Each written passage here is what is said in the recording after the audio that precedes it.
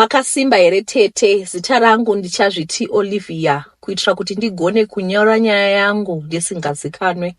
Makore 5 apera ndakadzidza pane chimwe chikoro pandakandoitira zvidzidzo zvangu zveA level. Zvidzidzo zvangu kubva form 1 kusvika form 4 ndaiva muday scholar ndichidzidza ndichibva kumba.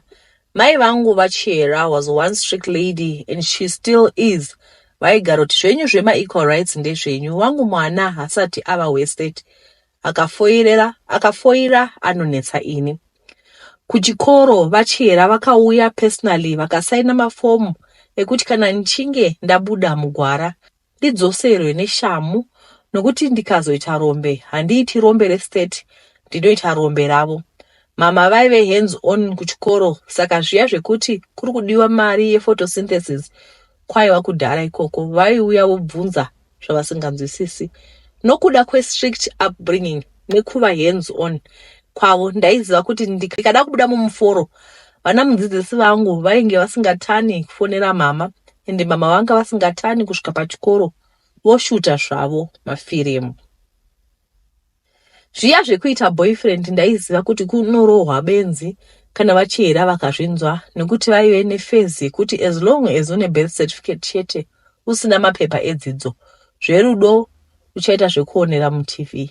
Saka tete pandakapasa zvidzidzo zvangu zveO level nemakala anobhururuka, mama vakabva vandisa paboarding school kuti ndiwane time yekuverenga, sezvo I had to prove myself kuti zvechikoro hazvindinetsi. Ndakaiswa paboarding school tete, mixed gender school, zvichireva kuti taidzidza takasangana vakomana nevasikana. Ndakakandwa shoko naChris rerudo. Ndakabvumira mudenga tete ko ndainge ndanzwa mabutterfly achitamba mudumbu mangu. Ndaifunga kuti Chris was going to be my forever. Asi chandakazoona ndechekuti Chris akandiunzira maproblems mukati meupenyu hwangu tete. Form 5 yakapera kuti ndichifambidzana naChris. Kufambidzana kwacho kwaive chemuhwande-hwande, ataiti ma-underground relationship, nekuti ma-relationships aiva banned pachikoro apa. Angava ma-relationships pakati pevana vechikoro o ma-relationships pakati pevana vechikoro nevadzidzisi. Tete kungofungirwa waipinda busy, kungobatikidzwa kuti nodana nhingi chikoro chaibva chapera. Tava maform 6 kwakasvika zuva repressure pachikoro, zuva reValentine. Zuva iri kumadhomitori waiti kana washaya present kwataiti kusvonda pamission language, chide uchitozikana kuti unofambidzana nanhingi aiita mariro chaiyo. Kokusekwa tete handichatauri. Chris akanditengera chidhori, cup, card neseti yenight dress rered tete. Aiwa kani ndati mukomana akandipraudhisa kani tete. Ndakafara shemu. Mukati ndakambovata here musi, ndaingoti gare ndomuka ndofema chidhori changu chainwirira perfume yaChris yainzi Color Me. Kadhi racho rairira.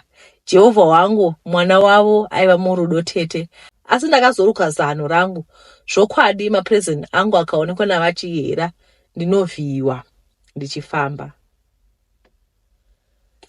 Kutambira kwandakaita mapresent kubva kuna Chris handina kuziva kuti ndatambira maproblems achanditambidza mukati meupenyu hwangu. First term yakapera ndikavhara tikadzokera kumba hangu.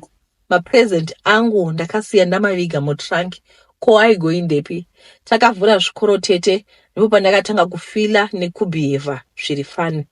Apa relationship yangu naChris hakuna kure kwayakazomboenda. Kwakauya mumwe munyukama, ini ndikasara ndakasvava seshisha radonha pamuti.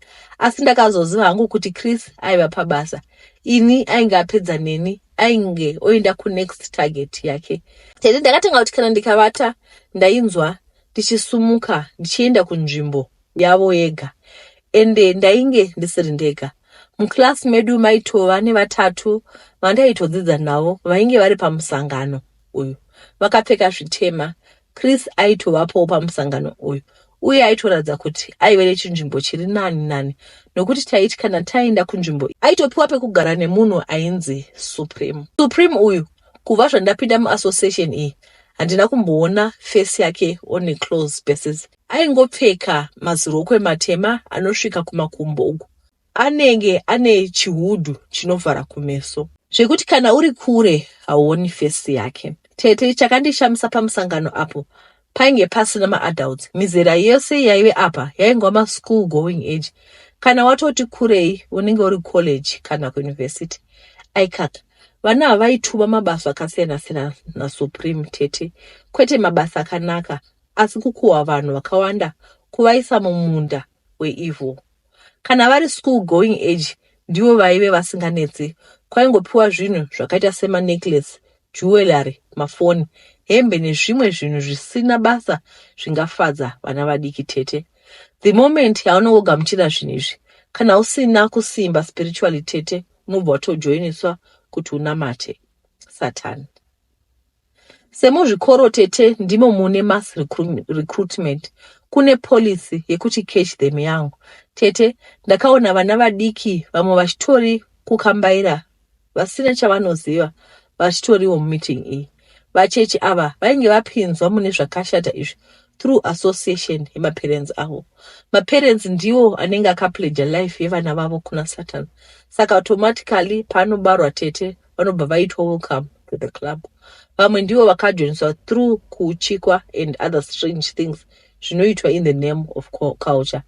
Handisi kuti vose vanouchikwa vari part of the dark kingdom, kwete, ndibatise ipapo. Handisi futi kuti vanhu vasapfeka jewelry ohembe, no, mungazoti vanhu vafambe vakashama. Saka kumusangano iyi umwe neumwe aipiwa task yake yekuita, especially kune vati kurei vaive kumasecondary school or kumacollege. Tete waipiwa task yekuunzwawo wakomono. Ukatounza munhu more than one tete, unenge wava kutopiwa marewards ekugona basa. Saka Kristo ndaifunga kuti anondida yaiva strategy yekundirecruit. Ndakambozama kuda kuyambira new girl ainge achangosvika pachikoro, asi kana uri muchirongwa ichi, you are forbidden kutaura zvinoitika. If you break the rules, you are punished severely tete, kwete zvekutamba. Unogona kutumirwa madhimoni okurikita to bed zvekuti unotoita mainjury. Saka kwaingova kuvarira mukati, asi ndichiziva hangu kuti sisi vateiwa vari kuda kuitwa nyama naKristu. Saka ini task yangu sezvo ndanga ndava member yetask force yaive kurekruta musikana anonzi Maria naRita. Rita haana kundinetsa stereki, aingova zinyekenyeke, easy walkover. Asi Maria aitoda strategy. Ndakazofunga kuti Maria ainge asingandinetsi nekuti taive musame dormitory. Saka ndaizomuvinga manero, but I underestimated Maria. Pese pandaivinga Maria ndaiwana akapoteredzwa nehedge of fire zvekuti I could not reach her. Maria akandidefeata day and night. Masikati I'd offered her drink randainge ndaisa something ndichingoitira kuti kana kamwa chete zvangu zvaita ndaizowanawo promotion saKristu. Pandakaenda nedrink riya, Maria akandiudza kuti ainge asingamwa madrinks, aimuitisa maacids. Kutanga rini iye aitozikanwa kuti pamadrink aive nehuro inotatamuka. Ndakakweva tsoka ndichibva pabed yaMaria. I felt defeated. Zvino zvandainge ndafoira one easy task, ndaizoti hakuna promotion izvi. Ndakazama tete, but it seems spirit yangu neyaMaria zvaiclasha. Zvaive zvisingawirirani. I failed my mission and I paid the price. Kuchikoro, despite being a bright student, ndanga ndongovhiringika, kungopinda muclass kwakutonzwawope kana kunzwa mavoice achiti enda unowanda kumatoilets kana kuti kugrounds. From a potential doctor to the greatest dandihead of the year, kungokonewa chikoro out of nowhere. Supreme vakataura kuti I was going to pay for my failure to recruit Maria. Asi handina kuziva kuti upenyu hwangu huchaita manyama amire nerongo. Ndakakanganisirwa upenyu hwangu mani. Kristu ndinomuvenga zveupenyu hwese, ende zvakaafekta vachiyera bedlam. Kundiendesa kuboarding yaisava mari yakawandisa, asi yaiva sacrifice yekuti time kawanda iwandire kumabooks.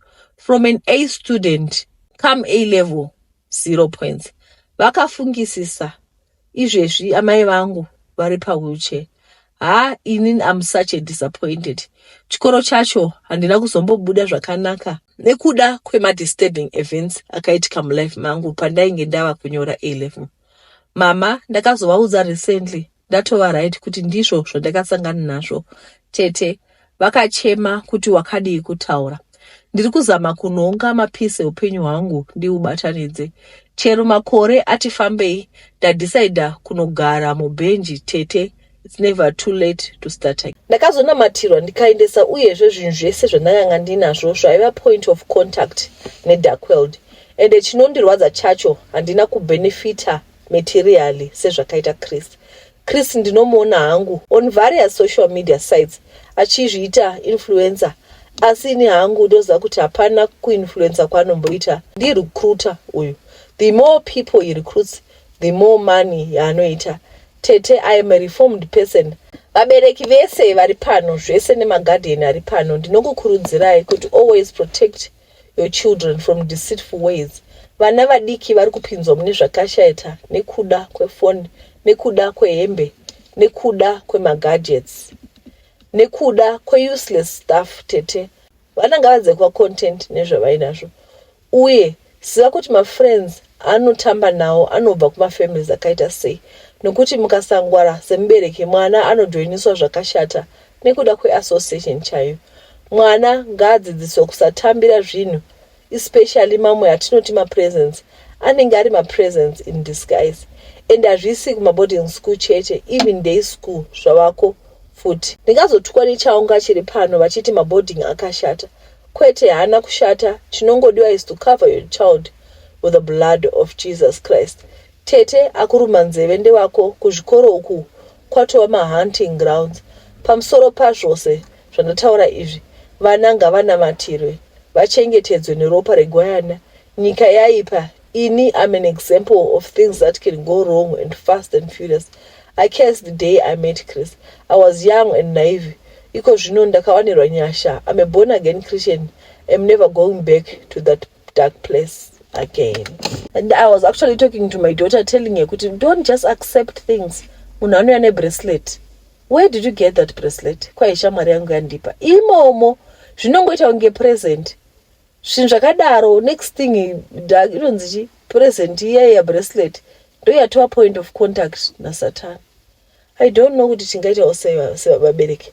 Ngatingozamai kuprotecta vana vedu, and hanzi ngatinamatire. Let's cover our children with the blood of Jesus Christ vasati vabuda. I know kuti kazhinji kacho napatoita maskuru handitei tiri busy. Sometimes we even forget to pray. Makuseni vanhu vose vasenga mabhegi vapfeka malunch box vakuenda. Pray for your children. Pray for your children. Kana wakangamwa, pray for them in the car. Cover them with the blood of Jesus. Anyway, nasi ndatumirwa maaudio maviri ema-confession. Ndikawanyora ndiwataipa ndikapedza. I spent more than an hour. After that, ndobva ndaseva ndobva zvadisappear. Kuzvitsvaka computer yose hazvimo. Ndosaka ndatotadza kana kusafesi ndaperegwa. Asi chiregai ndichishanda izvozvo then ndozozama kuzviuploada zvakare. Ndinokutendai nekuona kwamaita muine soro rakanaka, ndatenda.